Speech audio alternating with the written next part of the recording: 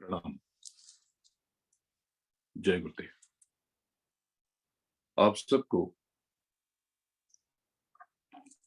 नए साल की शुभकामनाएं। आपका आने वाला साल शुभ हो, मंगलमय हो, अद्भुत हो और विलक्षण हो।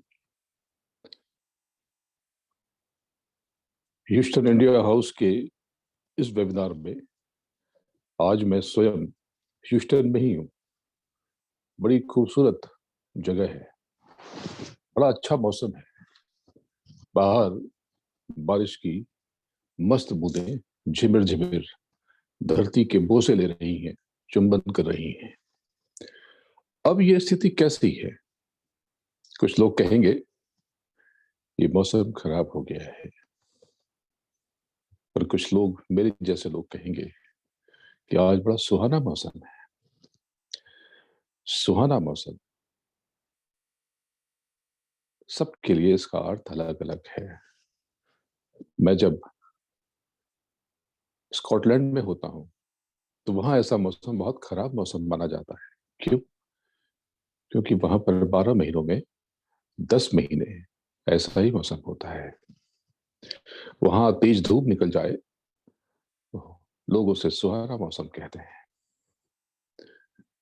ये जो आपके विचार हैं, आपकी इच्छाएं हैं और आपका जो मन है, ये किसी चुंबक की तरह है, मैग्नेट की तरह है। इसमें गजब का आकर्षण है। आप जो सोचेंगे, आपके जैसे विचार होंगे, आप वैसे ही हो जाएंगे। उसी प्रकार से आपका लौकिक और पारलौकिक जीवन होगा। लौकिक जीवन यानी मटेरियलिस्टिक, आपकी बाहर की लाइफ जो आज का जीवन है, और पारलौकिक यानी स्पिरिचुअल लाइफ। ये साल बीत गया, 365 दिन बीत गए पिछले बरस में, और ये नया साल आ गया। आज आप सब जहां पर भी हैं, चाहे बहुत अच्छी स्थिति में हैं या बुरी स्थिति में हैं, यहां तक आपको आने में बहुत समय लग गए। बहुत से लोग कहेंगे कि हम तो बर्बाद हो गए। तो इस बर्बादी के पीछे में, इस बर्बादी में भी बहुत समय लग गया। आप एक पल में बर्बाद नहीं हुए।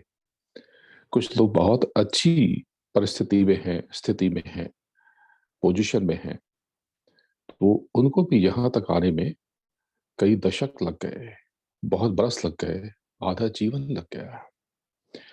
यानी बड़े से बड़े समय को जब आप तोड़ेंगे तो आपके पास सिर्फ छोटे छोटे पल बचेंगे। यानी तब आपके हाथ में सिर्फ एक एक क्षण ही अकेला आएगा। लेकिन अगर आपने एक एक क्षण का सही इस्तेमाल कर लिया तो किसी बड़े लक्ष्य के लिए आप इसका इस्तेमाल कर लेंगे, और ये छोटे छोटे पल बड़े लक्ष्य के लिए जो इस्तेमाल किए गए आपको मानव से महामानव बना देंगे। अगर आप चाहते हैं कि आपको आपके काम से जाना जाए, तो आपको अपने एक एक क्षण का, एक एक पल का सटीक इस्तेमाल करना होगा। जो काम जरूरी नहीं है उसे छोड़ देने की आदत डालनी होगी। आपको अपने छोटे छोटे पलों को, छोटे छोटे लम्हों को दुरुस्त करना होगा। सुबह उठने से लेकर रात को सोने तक छोटे छोटे अनुशासन का पालन करना होगा। ध्यान रहे कि जीवन में अचानक कुछ नहीं होता। अच्छा या बुरा धीरे धीरे ही विशाल और विराट होता है। महानता बड़ी खामोशी से अपनी शक्ल अख्तियार करती है। एक क्षण में कुछ नहीं होता। अगर आप स्टूडेंट हैं या आपके बच्चे स्टूडेंट हैं, तो जो स्टूडेंट हैं उनको स्वयं, और जिनके बच्चे स्टडी कर रहे हैं, उनको एक एक क्षण की कीमत बतानी चाहिए। क्योंकि अगर ये समय हाथ से निकल गया तो it will never come back again. ये कभी भी वापस नहीं आएगा। किसी का जीवन कैसे निखर और संवर जाता है, या किसी की जिंदगी क्यों तबाह या बर्बाद हो जाती है, क्या सोचा है आपने कभी? अगर आप इसका कारण जान लेंगे तो चकित रह जाएंगे, हैरान हो जाएंगे, क्योंकि आपकी कामयाबी या बर्बादी के पीछे बहुत छोटी छोटी बातें छिपी हुई हैं।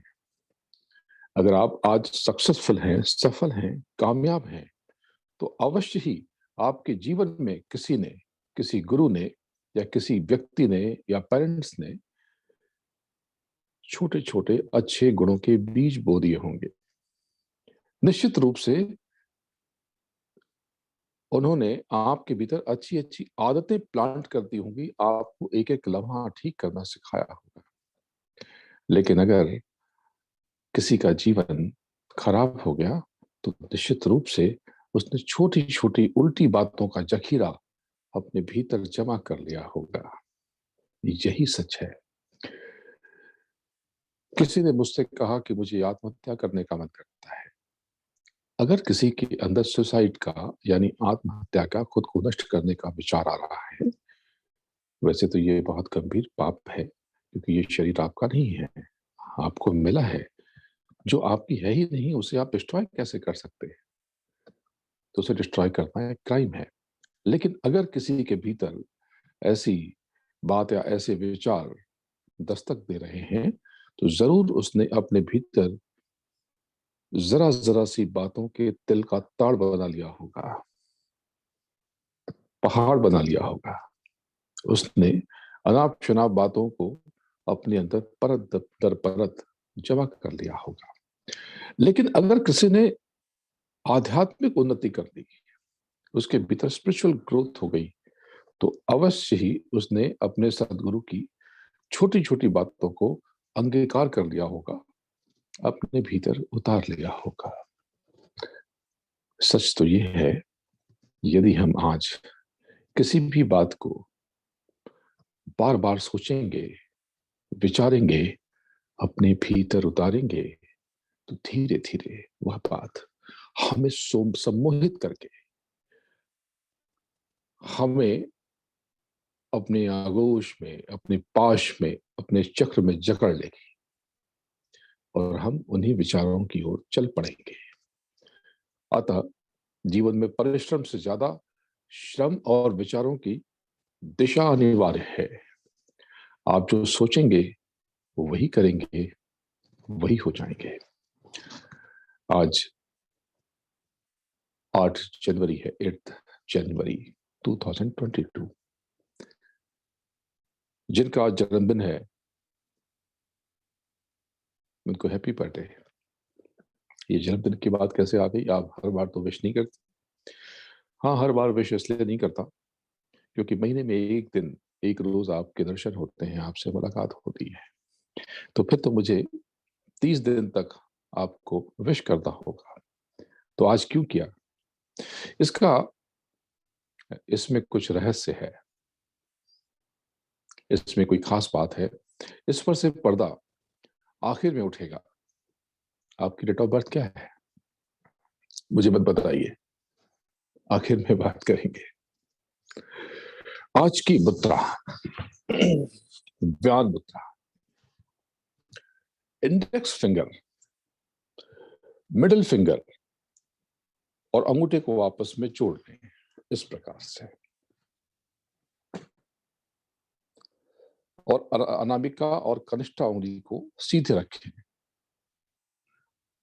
इस मुद्रा में।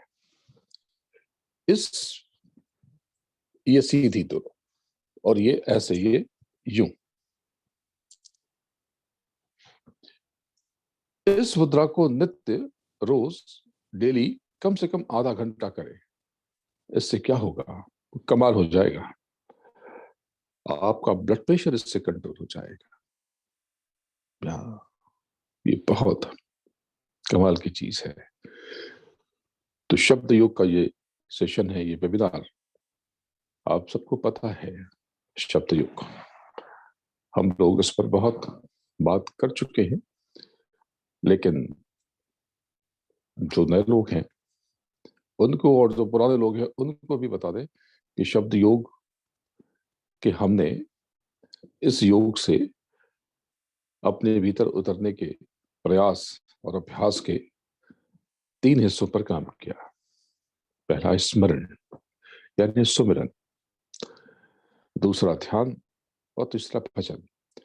तो शब्द योग के नियमित अभ्यास यानी सुमिरन, ध्यान और भजन से निरंतर अभ्यास करने से आप आज्ञा चक्र से आगे बढ़कर सहस्रार के परे पहुंच जाते हैं, उस पार चले जाते हैं।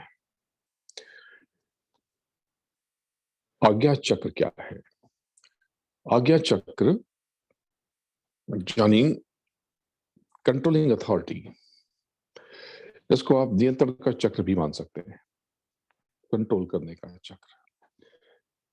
जब आप इस आज्ञा चक्र को एक्टिव कर लेते हैं, सक्रिय कर लेते हैं, यानी जब आप यहां पर पहुंच जाते हैं तो आपका आज्ञा चक्र एक्टिवेट हो जाता है, सक्रिय हो जाता है। उस दिन से आप जो कहेंगे आपका शरीर आपकी आज्ञा मानेगा, क्योंकि अभी तो ऐसा नहीं हो रहा। अभी तो आप शरीर की यानी देह की आज्ञा, इसका ऑर्डर मानते हैं ना। आपकी बॉडी कहती है कि मुझे खाना दो, तो आप खाना खाते हैं। आपकी बॉडी कहती है कि रेस्ट करो, आप रेस्ट करते हैं। आपकी बॉडी कहती है कि फिजिकल डिजायर है, काम दो, तो आप कामातुर हो जाते हैं। क्यों? क्योंकि आपकी बॉडी के ऊपर मन का नियंत्रण है। ऐसा क्यों है? क्योंकि जहां से आज्ञा दी जा सकती है उस जगह पर आप हैं ही नहीं, यहां पर आप हैं ही नहीं।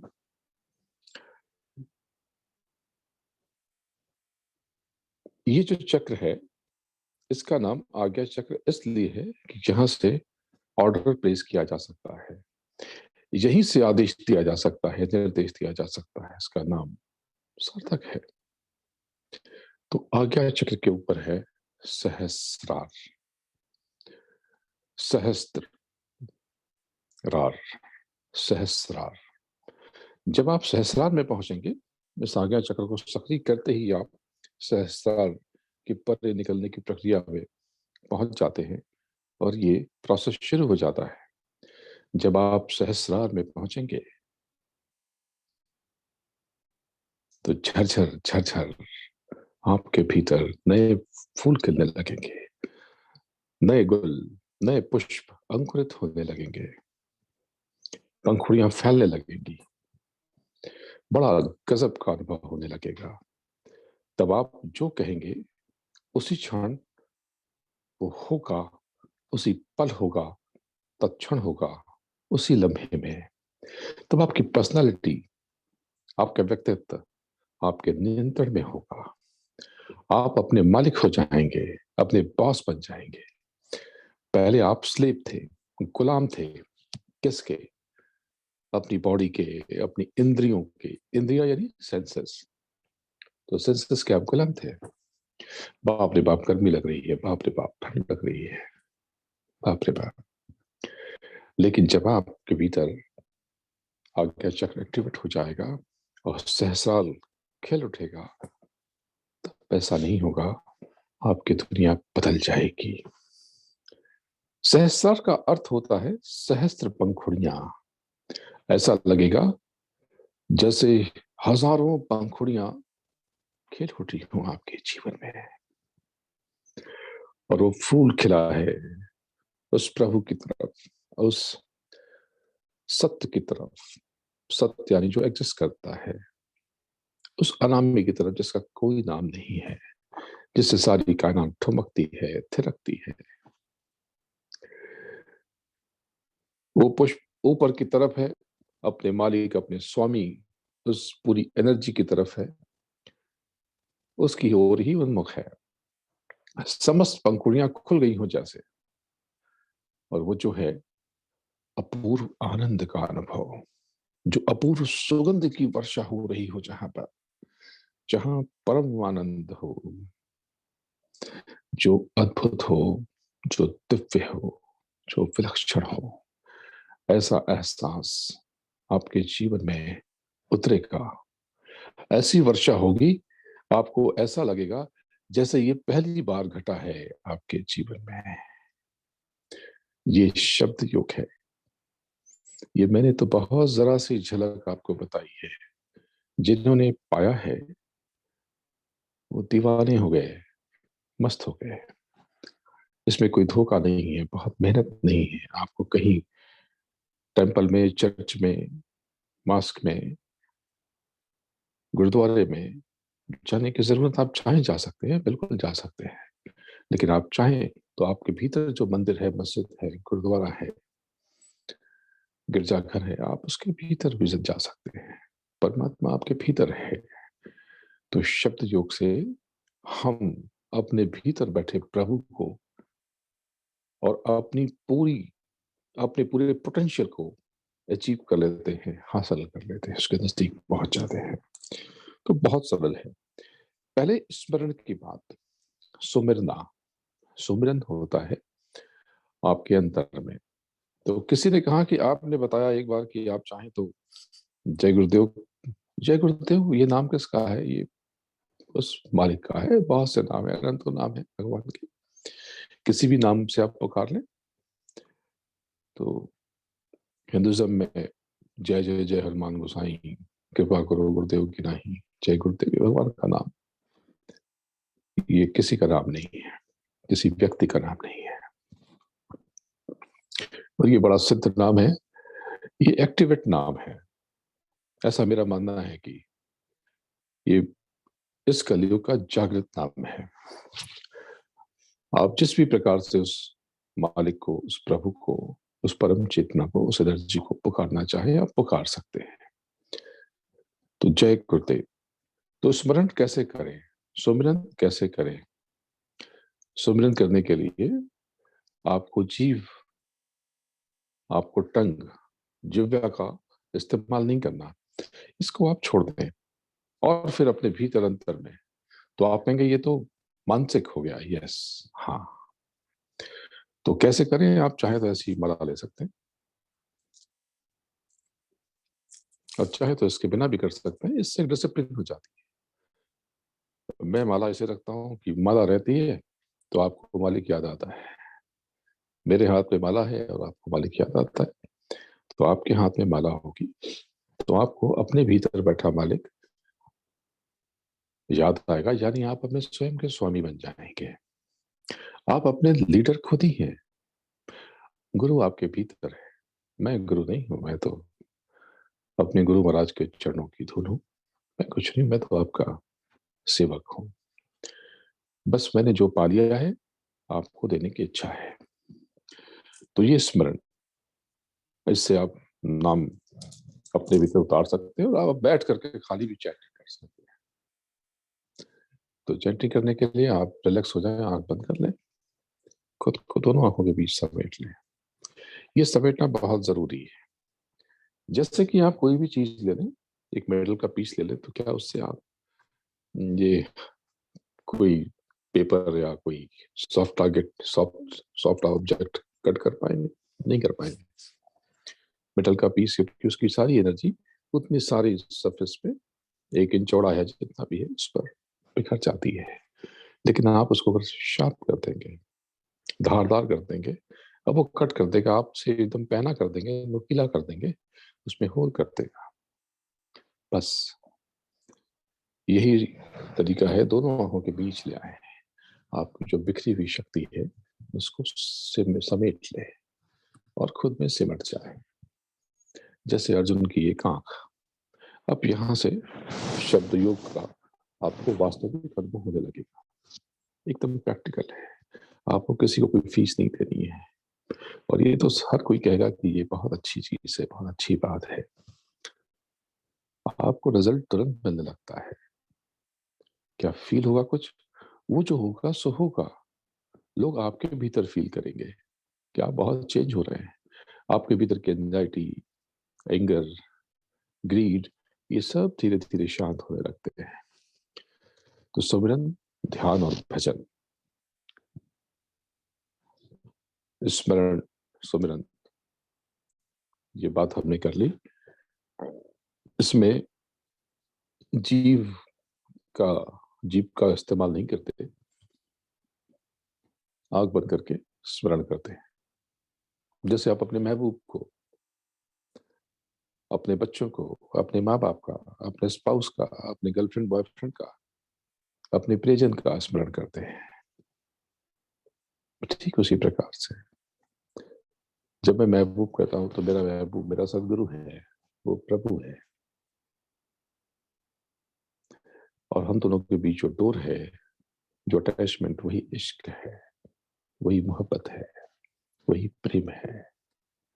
ये प्रेम सब कुछ है। प्रेम नहीं होगा तो कुछ भी नहीं होगा। तो अपने भीतर बैठे सदगुरु से, अपने भीतर बैठे प्रभु से प्रेम बहुत जरूरी है। ध्यान, जो नए लोग हैं उनको बता दें कि ध्यान का मतलब आंख बंद करना नहीं है। ध्यान का अर्थ है अपने भीतर बंद आंखों को खोल लेना, अपने ज्ञान चक्षु को, दिव्य दृष्टि को, थर्ड आई को। तो कैसे करना है? इसके लिए आपको अपनी ये बाहर की आंख बंद करनी है और ऊपर एक लेयर कुछ रख लेनी है। तो कैसी लेयर? चाहे तो ऐसे ढक ले किसी भी तरह से, ऐसे भी कर सकते हैं। आंखों को ढकने के लिए कैप आती है, उसको भी इस्तेमाल कर सकते हैं, या फिर ये सबसे आसान तरीका ऐसे भी कर सकते हैं। इस प्रकार से बैठ जाए। अब आप सब बैठ जाए, अपनी आंख धीरे धीरे बंद कर लें। दोनों आंखों के बीच ये जो एक अंदर जाती हुई जगह है, गड्ढे जैसा नाक के ठीक ऊपर, यहाँ यहाँ पर खुद को समेटने की कोशिश करें और इसके ठीक सामने देखने की कोशिश करें। आपको एक ब्लैक स्पॉट हल्का हल्का महसूस हो रहा है। अधिकतर लोगों को दिख रहा है, किसी किसी को ग्रे या व्हाइट जैसा दिख रहा है। जितना काला दिखेगा, अंधेरा उतना ज्यादा है, मेहनत इतनी ज्यादा करनी है। जितना वो फेडेड दिखेगा, ग्रे सा दिखेगा, यानी कि उसमें बहुत मेहनत हो चुकी है, पहले आप कभी कर चुके हैं जाने या अनजाने में, पिछले जन्मों में। और अगर उसमें रोशनी है, सफेदी ज्यादा है, इसका मतलब कि अब आप बहुत करीब हैं। आपको अपने विचारों पर नियंत्रण करके सीधा देखना है, स्ट्रेट, एकदम सामने में।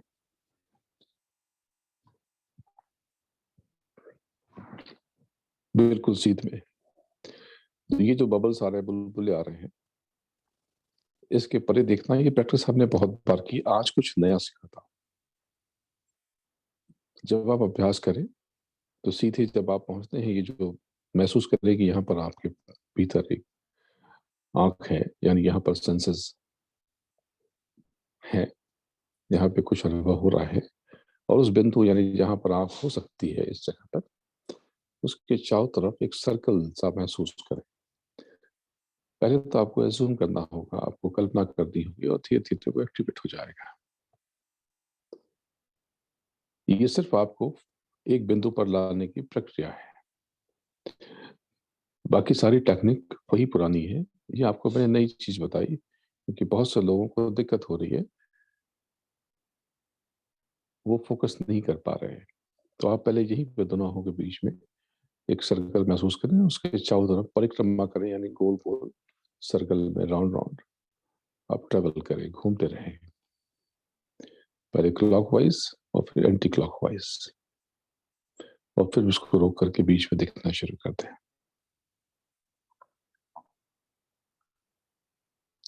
इससे क्या होगा? ये जो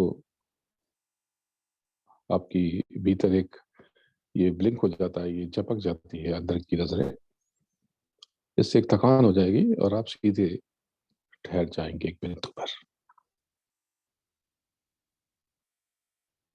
सीधे देखिए आप, एकदम गहरी सांस लेकर के, आराम से सहज होकर के। आप चाहे तो ये इंडेक्स फिंगर और थंब, अंगूठा और पहली उंगली को आपस में स्पर्श भी कर सकते हैं। एक ज्ञान मंत्र है। मैंने ये पाया है कि इससे भी अपने भीतर स्थिरता आती है।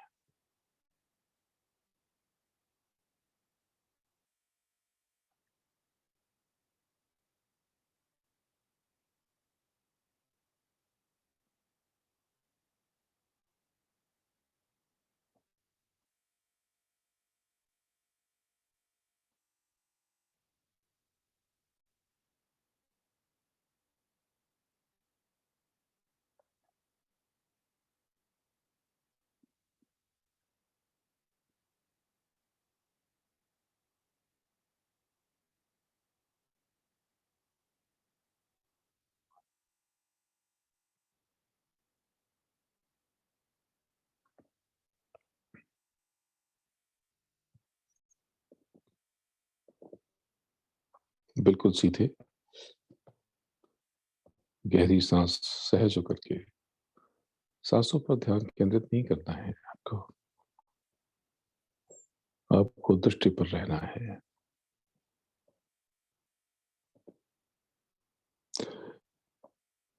मैं आपको बोलकर बताकर इसलिए समझा रहा हूँ, क्योंकि ध्यान में ये बोलना नहीं चाहिए।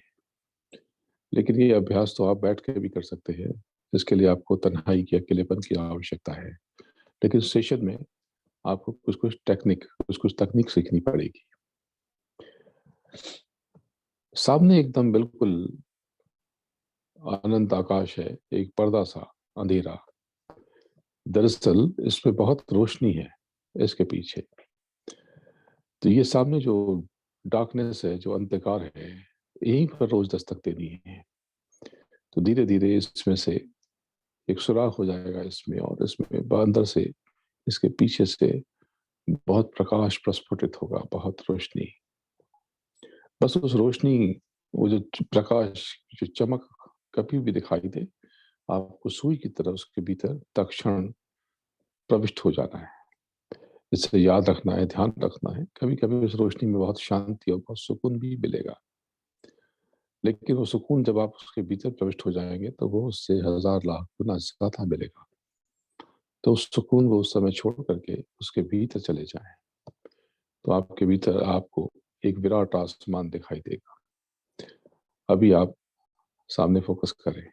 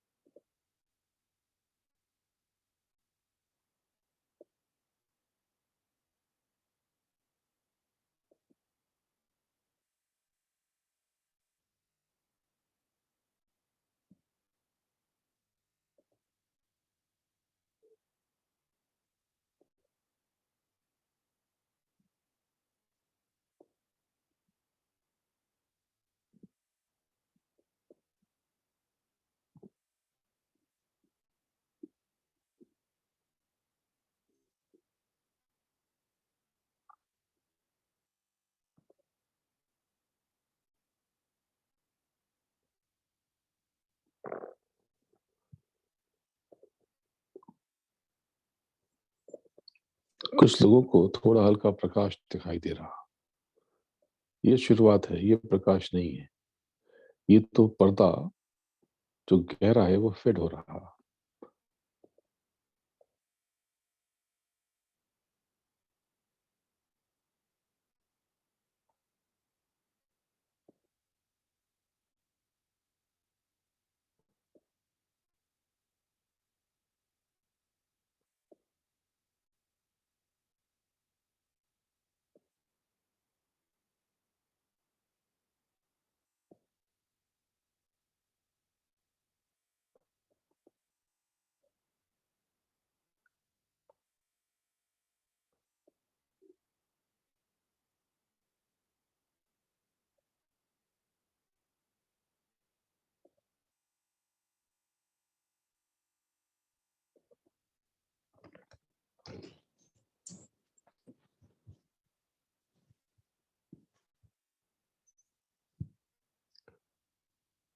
अब आप खुद को वापस दोनों आँखों के बीच ले आए।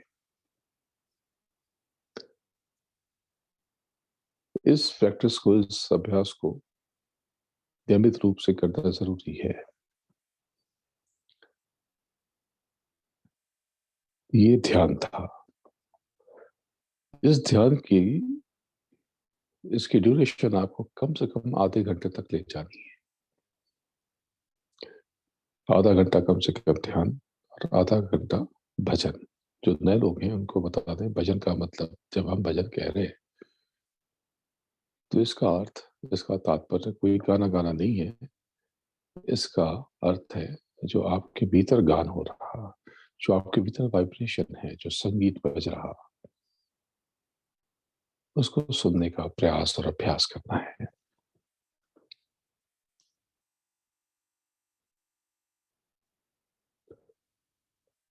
आप सबके भीतर एक महासंगीत बज रहा, महानाद, क्योंकि उस संगीत से ही सब कुछ उपजा, यानी उस वाइब्रेशन से, उस साउंड वेव से ही मैग्नेटिक वेव, और उस मैग्नेटिक वेव से ये बाहर की साउंड वेव, यानी जो अंदर की जो साउंड वेव है, जो अपने आप पैदा हुई, और उससे से एक मैग्नेटिक वेव पैदा हुई, और उस मैग्नेट से, उस मैग्नेटिक इफेक्ट से, उस वेव से तरंगे पैदा हुई बाहर की। जो बाहर की तरंगे हैं ये आहद है, यानी टकराव से, और जो अंदर की है वो है अपने आप, उसको कहते हैं अनाहत, यानी बिना किसी टकराव के वो एग्जिस्ट करती है। सब कुछ उसी से बना है, ऐसा आध्यात्म मानता है। तो सच क्या है? सच आप स्वयं परख करेंगे अपने भीतर उतर के। ये रेगुलर प्रैक्टिस से बहुत कुछ हो जाता है, बहुत बदलाव आते हैं। इस पर बात करेंगे, लेकिन पहले उस साउंड वेव को सुनने की कोशिश करते हैं, यानी भजन की तरफ पढ़ते हैं। भजन यानी भज और श्रवण, सुनना, श्रवण। भज यानी छांट छांट के हमें जो बताया गया है, जो शब्द, उससे सुनना। तो कैसे सुनना? पहले प्राइमरी लेवल पे जो सुनाई पड़ता है, हम उसे महसूस करें। अभी आप बैठे हुए हैं, जो लोग अमेरिका में हैं, यहाँ पर सुबह का समय है, वो बहुत शांति है। वैसे भी यहाँ पर थोड़ी शांति रहती है, कोलाहल कम होता है, तो उनको एक वाइब्रेशन सुनाई पड़ती है, वही जो आपको हर जगह किसी शांति में सुनाई पड़ती है। किसी ने कैलिफोर्निया में मुझसे पूछा, मुझसे कहा कि आजकल बहुत परेशान हूँ, बहुत आवाजें सुनाई पड़ती है। मैंने कहा ये तो बहुत अच्छी बात है, बस हमें इस पर फोकस करना है। अभी आपको जो तरंगे सुनाई पड़ रही हैं खुले कान से, वो क्या है? एक झंझनाहट सी है ना। ये झंझनाहट क्या है? ये झंझनाहट जैसे मंदिर की घंटियां हैं। तो आपको इन घंटियों के चारों तरफ जो आवाज है वो सुनने की कोशिश करनी है, और उसके भीतर जो आवाज है, जो ऑर्केस्ट्रा है, ये सबको अलग अलग करके सुनना। कैसा स्वर है, कैसी ध्वनि है। तो ये अभी आवाज जो आपको आ रही है, या कान बंद करके आएगी, ये यहाँ कहीं से आएगी। आपको इस आवाज को समेट करके दोनों आंखों के बीच से ऊपर चढ़ते हुए सुनना है। यहाँ पर यही सहस्रार है, ये आज्ञा चक्र, और ये सहस्रार। तो इसको सुनने की कोशिश करते हैं। जो नए लोग हैं, जो पहली बार इस सेशन में, वेबिनार में शामिल हुए, उनको बता दें कि ये सुनने के लिए कुछ नहीं करना, एकदम सहज होकर के गहरी सांस लेकर के आराम से बैठ जाना है। बैकबोन की हड्डी सीधी होनी चाहिए, ध्यान में भी और भजन में भी। बाहर के दोनों कानों को बंद कर देना है, इनको विराम और आराम देना है, और यहाँ से सुनने का अभ्यास करना है। ये जो बाहर झंझनाहट है, इसको समेट करके अपने भीतर लाना है।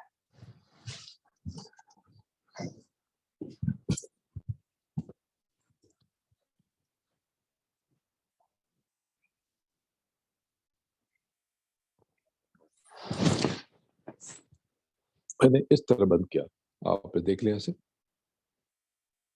इस प्रकार से। आप चाहे तो ऐसे भी बंद कर सकते हैं, किसी भी तरह से बंद कर सकते हैं।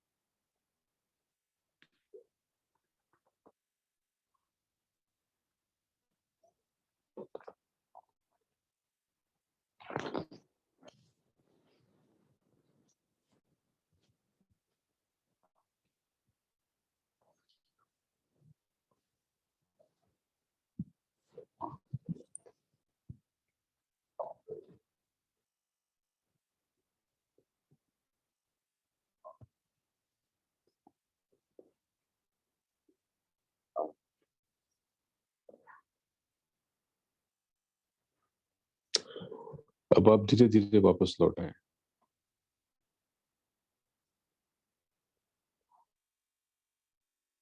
धीरे-धीरे वापस दोनों आँखों के बीच लौट आएँ। एक साथ कभी भी आँख खोलने की कोशिश न करें। धीरे-धीरे लौटें और कुछ देर ही दोनों आँखों के बीच आँख बंद करके विश्राम करें। जैसे आप एक्सरसाइज करने के बाद आराम करते हैं, जैसे योग के आसनों के पश्चात शवासन करते हैं, ठीक ठीक उसी प्रकार से। ये जब आप ऊपर चढ़ रहे थे तो कुछ लोगों का ध्यान, वो आवाज़, वो ध्वनि, वो शब्द वी की शेप में जा रहा था। आप किसी भी प्रकार से जा सकते हैं। आप सीधे जा सकते हैं ऊपर की तरफ, लेकिन आपको एक धार में जाना है। ये जो अभी आपको वाइब्रेशन सुनाई पड़ी, इसमें हज़ारों ध्वनियाँ हैं, लाखों ध्वनियाँ हैं, अनंतों ध्वनियाँ हैं। कितने सारे स्वर हैं आपको अंदाज़ा भी नहीं है। ये पूरा ऑर्केस्ट्रा है। तो पहले आपको जो मंदिर की घंटियाँ, इसकी जैसी आवाज़ को पकड़ के घंटे जैसा स्वर इधर से उधर, उसमें बहुत ठहराव होगा, बहुत आराम और विश्राम से, बहुत धीरे-धीरे और बहुत शांति के साथ वो तरंगे आपके भीतर प्रस्फुटित होंगी। उसमें उठाव होगा और खिंचाव भी होगा, जैसे कोई शंख में मिठास होती है, उस तरह की का खिंचाव और घंटे का गुंजन। बिल्कुल घंटे और शंख जैसी आवाज़ तो नहीं, लेकिन हाँ, इस तरह और इससे बहुत विलक्षण। आपको इस पर फ़ोकस करके इसमें भी आवाज़ें ढूँढनी है, उसके साथ भी आपको कई आवाज़ें सुनाई पड़ेंगी।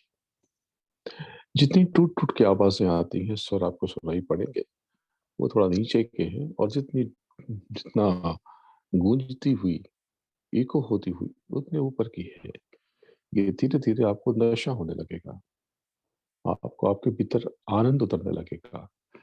इतना सुख, इतना मज़ा किसी भी चीज़ में नहीं। इस सेशन को करते हुए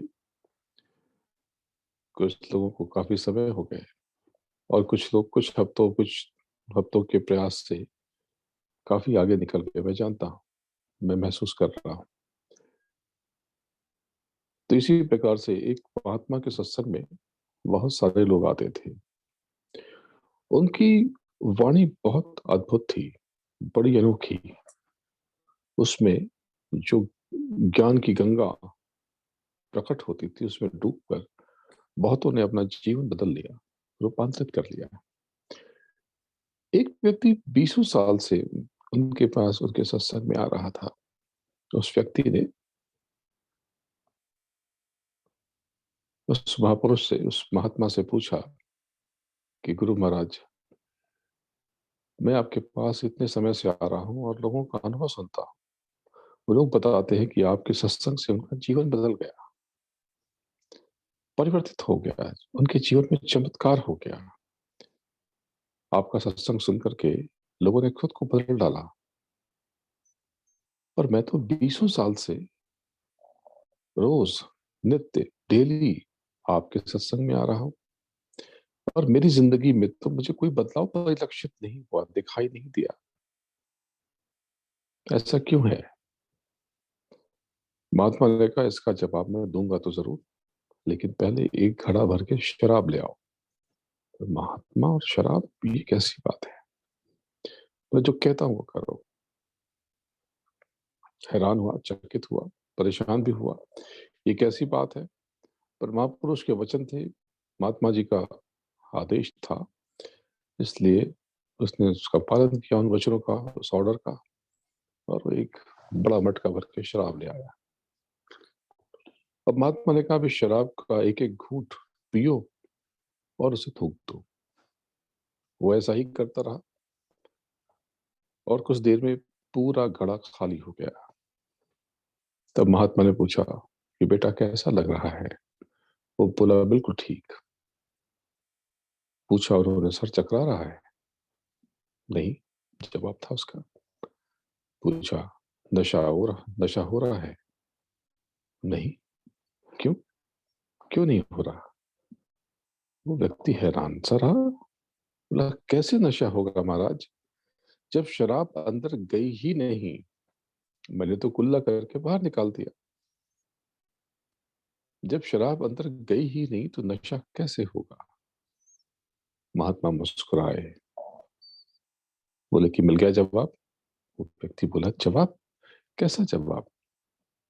महात्मा ने कहा जिस प्रकार एक बूंद भी शराब भीतर न जाने से तुम्हें नशा नहीं हो सका, उसी प्रकार सत्संग में, साधन भजन में मेरे ज्ञान को अपने भीतर उतारे बिना तुम्हारा जीवन बदलेगा कैसे?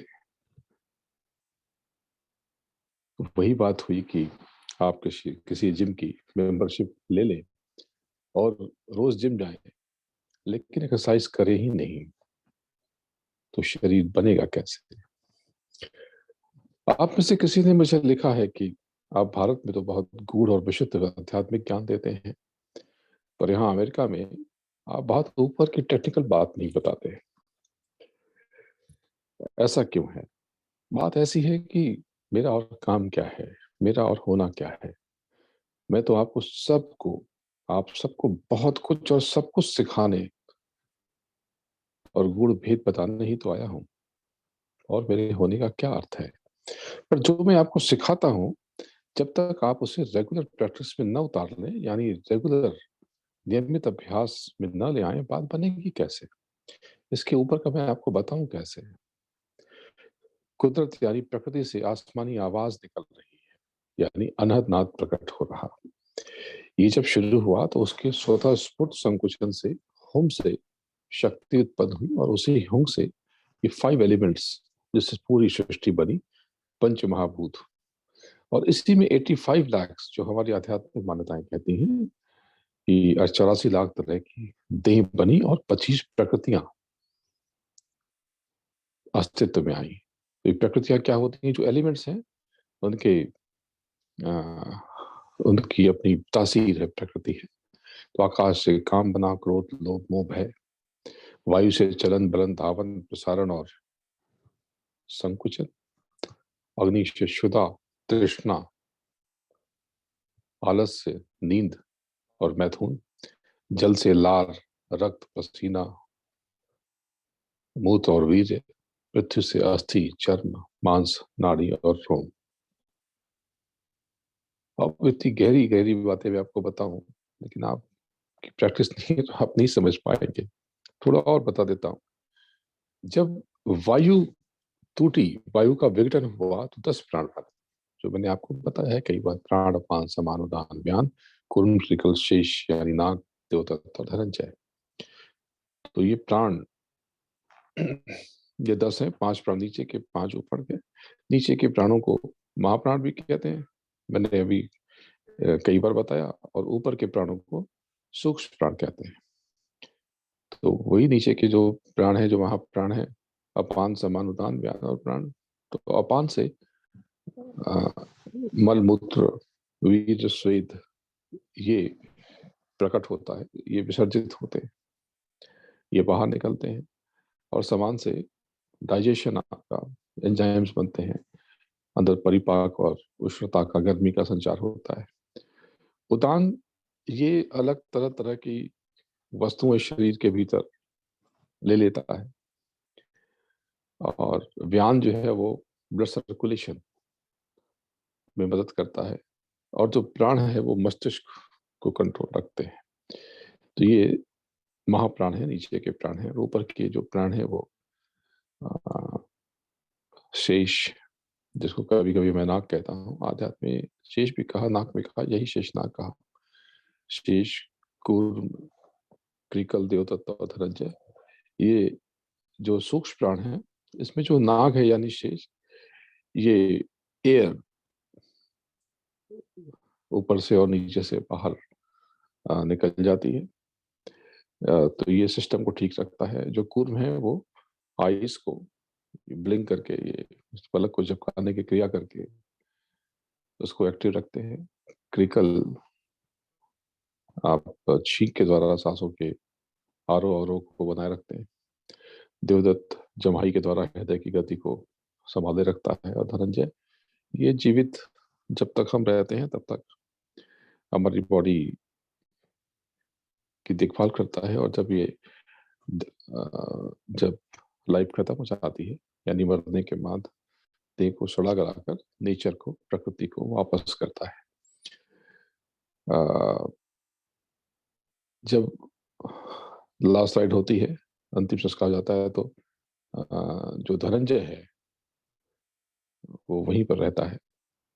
तो ये जो सामान्य रूप से जो कंट्रोलिंग एनर्जीज है, लोगों ने जब सृष्टि सभ्यता का विकास हुआ तो इसी को भगवान कहा। मनुष्य ने पंच तत्वों को भी भगवान माना। भ यानी भूमि, धरती, ग यानी गगन, वायु और अग्नि, और न नीर यानी जल, ये भगवान। इसी प्रकार से उन्होंने अलिलई को भी कंट्रोलिंग पावर माना। अ यानी आब यानी पानी, ल यानी लाभ यानी धरती, इला यानी एयर, दिव्य पदार्थ है ये। अ यानी आसमान, और ह यानी हरंग यानी फायर। इन पांचों तत्वों से हमारे शरीर के भीतर हमारा ये शरीर बना हुआ है। तो टेक्निकल बातें तो मैं बहुत सारी बताऊं, चलिए अभी कुछ और बताता हूँ। मुझसे यहीं पर किसी ने पूछा कि गायत्री मंत्र का क्या आपके शब्द युग से कोई संबंध है क्या? तो पहले गायत्री मंत्र को समझना पड़ेगा। इस पर मैंने 2-3 बार यहीं से एड्रेस किया है लोगों को, पूरी दुनिया को बताया कि गायत्री मंत्र क्या है। गायत्री मंत्र इस साउंड वेव से ही पैदा हुआ। साउंड वेव से, इन शब्दों से वेद प्रकट हुए, और वेदों से ये गायत्री महामंत्र आया। जैसे वेदों से उपनिषद प्रकट हुए, उसी प्रकार से ये कहते हैं कि सवित्र देव, इनको ही बोलचाल में सावित्री कहते हैं। इनको सूर्य का स्वरूप माना गया है कि प्रकाश। लेकिन मैं समझता हूं कि ये जो मंत्र है ये मनुष्य के बाहर के प्रकाश की बात नहीं है, ये भीतर प्रकाश की खोज है, यानी आंतरिक प्रकाश की तलाश का रहस्य है। थोड़ा सा और टेक्निकल बातें बता देता हूँ। ये जो मंत्र, इसका जो शुरुआत का हिस्सा है वो भूर भुवः स्वः, ये ऋग्वेद का छंद है। ये 3:62 में स्पष्ट है, ये वहां से लिया गया। और जो गायत्री है इसमें जो मात्राएं हैं ये 24 मात्राएं हैं। 8 8 8, इसके 3 हिस्से हैं। तो जिसको छंद कहते हैं।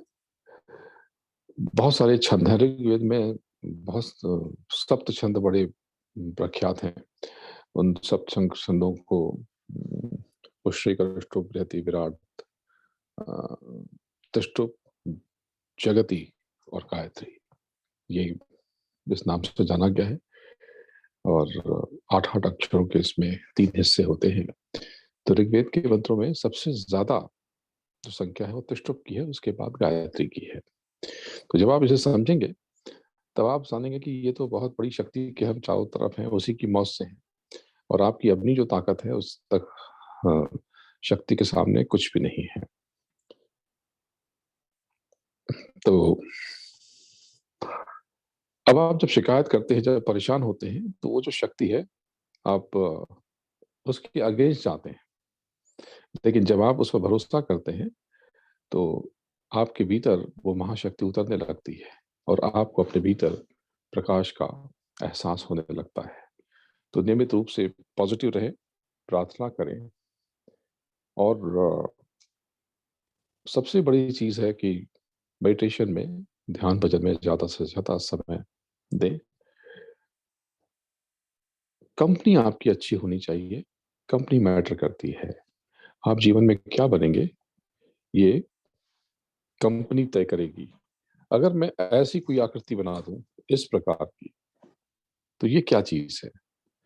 ये ऐसी कप, आप कहेंगे कि ये कोई कटोरा लगता है, कोई बॉल रखता है, कोई चाकू, कोई तलवार, कोई डोरी, बोलेंगे ये सांप ऊपर की तरफ जा रहा है। लेकिन अगर मैं नीचे ऊ लिख दूं तो आप कहेंगे ये ओंकार का चंद्रमा है। तो ये ओंकार का चंद्रमा ये कैसे डिसाइड हुआ? इसके पहले तो ये चाकू और भिखारी का कटोरा बन गया था। तो ये डिसाइड हुआ उसकी कंपनी से। कंपनी ने उसे चंद्रमा बना दिया। तो आपकी कंपनी, अच्छे लोगों की कंपनी जरूरी है। अच्छी आदतों को अंगीकार करें, स्वीकार करें, और जितना भी आपके पास ये 4 दिन की जिंदगी है, इसे चीख पुकार में, कंप्लेन में, शिकायत में बर्बाद ना करें। शिकायत करेंगे तो जो मैंने शुरू में कहा था कि आपका मस्तिष्क, आप स्वयं, आपकी इच्छा, ये सब मैग्नेट की तरह है। जो चाहेंगे वो आ जाएगा। शिकायत करेंगे तो शिकायतें जिंदगी में गिले शिकवे जमा हो जाएंगे। और अगर ब्लेसिंग, दुआएं और आशीर्वाद चाहेंगे तो वो आपके जीवन में इकट्ठा हो जाएंगे। तो चीख पुकार में व्यर्थ ना करें, और जो आपके भीतर वहां चेतना छुपी हुई है उसके स्पंदन को महसूस करें। दूसरों के लिए जरूर जिए। मैंने पहले भी आपसे कहा है कि ह्यूस्टन टेक्सास का ये इंडिया हाउस बड़े अनोखे काम कर रहा है। आप उसे नजदीक से देखें। जो लोग ह्यूस्टन या इसके आसपास या वेस्ट में, टेक्सास में कहीं पे भी रहते हैं, आप यहाँ पर इनके पास आए, देखें और अपने सहयोग, अपने कर्म की आहुति इन्हें प्रदान करें। तो जितनी सच्चाई से, जितनी अच्छी तरह से ये आपकी समाज की सेवा कर रहे हैं, आपको देखकर गर्व होगा।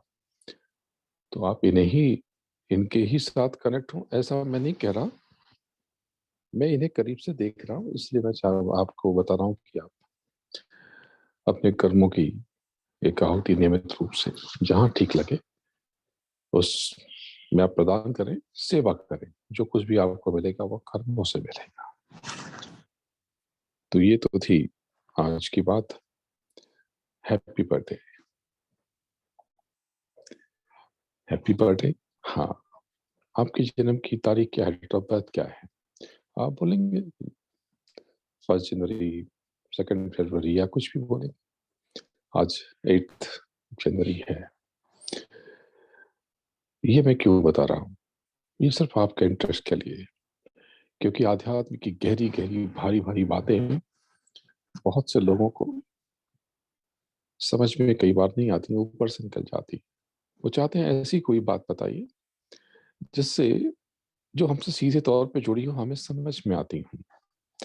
तो ये सजावट, यानी आप सबके लिए, जिस भी स्तर का, जिस भी आप लेवल के हैं, आप सबके लिए मेरे पास कुछ ना कुछ है। तो चलिए आज नंबर्स की बात कर लेते हैं। ये मेरा सब्जेक्ट नहीं है, पर मैं इसे जानता हूँ। जब आप स्वयं को जान लेते हैं तो आप सब कुछ जान लेते हैं। तो आज सारी तारीखों के 1 से लेकर के 31 तक तो बात नहीं कर सकता। आज कुछ बात करूंगा जितना समय मिलेगा। यहाँ पर ह्यूस्टन के 8:56 हो रहे हैं। तो आपने कहा कि आप सबसे आखिर में क्यों लेते हैं? हाँ, इसलिए कि आप आखिर तक बैठे रहें और स्वयं को जानने की प्रैक्टिस करते रहें। ये तो आपको मैं कभी भी बता और सिखा दूंगा। ऐसी तो हजारों लाखों बातें मेरे पास हैं।